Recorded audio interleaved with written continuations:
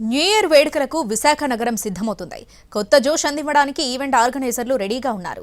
నయా సాల్ సందర్భంగా మద్యం విక్రయాల కోసం డిపోలకు క్యూ కడుతున్నారు ఆర్గనైజర్లు. గత ఏడాది డిసెంబర్ 31, జనవరి 1వ తేదీలలో విశాఖలో సుమారు 12 కోట్ల రూపాయల మేర లిక్కర్ సేల్స్ జరిగితే ఈసారి రెట్టింపయ్యే అవకాశం ఉందని అంచనా వేస్తున్నారు అధికారులు. విశాఖలో న్యూ ఇయర్ ఈవెంట్ల కోసం ఇప్పటివరకు 14 అప్లికేషన్లు అందాయన్నారు Visakha excise superintendent R Prasad. మరోవైపు న్యూ ఇయర్ సందర్భంగా గైడ్ లైన్స్ జారీ చేసింది ఎక్సైజ్ శాఖ. విదేశీ మద్యం, కల్తీ మద్యంపై ప్రత్యేక నిఘా పెట్టారు ఎక్సైజ్ పోలీసులు. బహిరంగ ప్రదేశాల్లో నిర్వహించే ఈవెంట్లలో మద్యం విక్రయానికి అనుమతులు ఉండవని స్పష్టం చేశారు. రిటైల్ లిక్కర్ స్టోర్లకు అర్ధరాత్రి 12 గంటల వరకు, పబ్బులు, క్లబ్లకు అర్ధరాత్రి 1 గంట వరకు అనుమతులు ఇస్తున్నామన్నారు.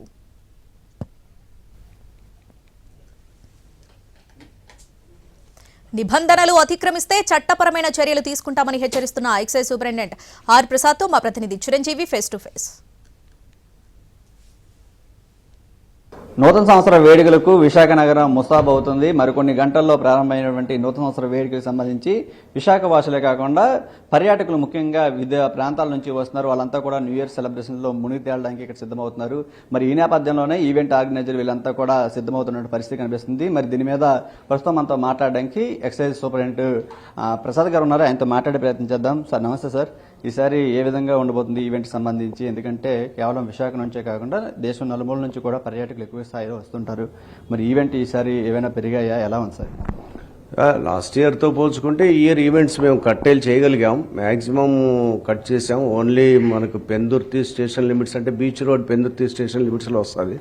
అలాగే మహారాణిపేట స్టేషన్ లిమిట్స్లో స్టార్ హోటల్స్ అన్నీ వస్తాయి. క్లబ్బులు కూడా దాని లిమిట్స్లోనే వస్తాయి. కాబట్టి వాటికే ఓన్లీ 14 అప్లికేషన్సే స్క్రీనింగ్ చేసి నా దగ్గరికి పంపించారు మా ఆఫీస్కి.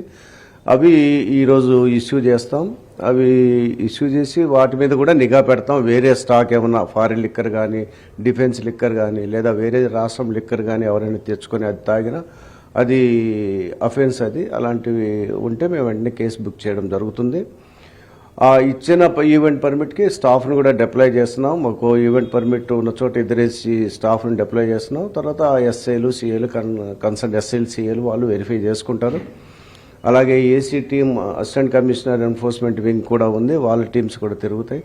అలాగే మేము ఎవరికైతే ఇచ్చామో ఈవెంట్ పర్మిట్స్ ఎవరెవరికైతే ఇచ్చామో అది మన సిపి సార్కి సబ్మిట్ చేయడం జరుగుతుంది. వాళ్ళ సైడ్ నుంచి కూడా సారు ఇన్స్ట్రక్షన్స్ ఇస్తామన్నారు.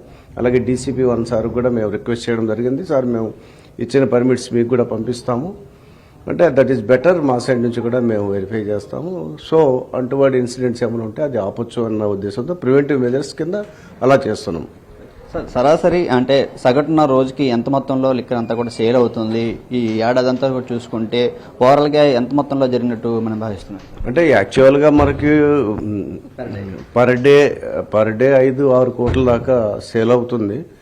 డిపెండ్స్. సాటర్డే సండే అయితే పెరుగుతుంది, మళ్ళీ మామూలు రోజుల్లో అయితే తగ్గిపోతుంది. ఏదైనా 150 నుంచి 180 కోట్లు పర్ మంత్ వస్తుంది మనకి. ఈ నెల ఇప్పటికే 160 కోట్లు వచ్చింది. సో ఈ నెల ఈరోజు రేపు టైం ఉంది కాబట్టి ఈ నెల 175 crores దాకా వెళ్తుంది. అంటే పర్చేస్ ఈ బ్రాందీ షాపులు కానీ, స్టార్ హోటల్లో, లిక్కర్ షాప్ బారోలు అందరూ కలిపి పర్చేజ్ చేసింది మన దగ్గర 170 to 180 crores ఉంటుంది ఆన్ యావరేజ్. సార్ ఇప్పటి వరకు మనకి ఈవెంట్ ఆర్గనైజేషన్స్ అంతా కూడా ఎన్ని అప్లికేషన్స్ రావడం జరిగింది? వాళ్ళంతా కూడా అంటే విదేశీ మద్యం మిగతా ఇదంతా కూడా తీసుకుని వచ్చే అవకాశం ఉంటుంది. వాటన్నిటి మీద ఎలాంటి నిఘా పెట్టబోతున్నారు? లేదు, విదేశీ మద్యం తాగడానికి ఎట్టి పరిస్థితుల్లో అలో చేయము. ఎవరికైతే ఈవెంట్ పర్మిట్ ఇచ్చామో ఆ event permit holder can go to APSBCL depot. అక్కడికి వెళ్ళి అక్కడ స్టాక్ తీసుకోవాలి. లేదా నియరెస్ట్ షాప్ ఏదైతే ఉంటుందో అది సిఐ డిసైడ్ చేస్తారు. ఆ నియరెస్ట్ షాప్ నుంచి ఈవెంట్ పర్మిట్కి ట్రాన్స్పోర్ట్ పర్మిట్ కూడా సిఐ ఇస్తారు. సిఐ ఇచ్చిన తర్వాతే వాళ్ళు అక్కడ ఓపెన్ చేసుకొని అది సప్లై చేయాలి తప్ప ఏది పడితే అది తీసుకొని చేస్తామంటే మాత్రం law will not permit, will take action against them. New year వేడుకలకు సంబంధించి ముఖ్యంగా ఈవెంట్ ఆర్గనైజర్స్ అంతా కూడా ఖచ్చితంగా పొందుపరిచినటువంటి గైడ్లైన్స్ అందరూ కూడా పాటించాలి, లేదంటే మాత్రం చట్టపరమైన చర్యలు తీసుకుంటామంటున్నారు.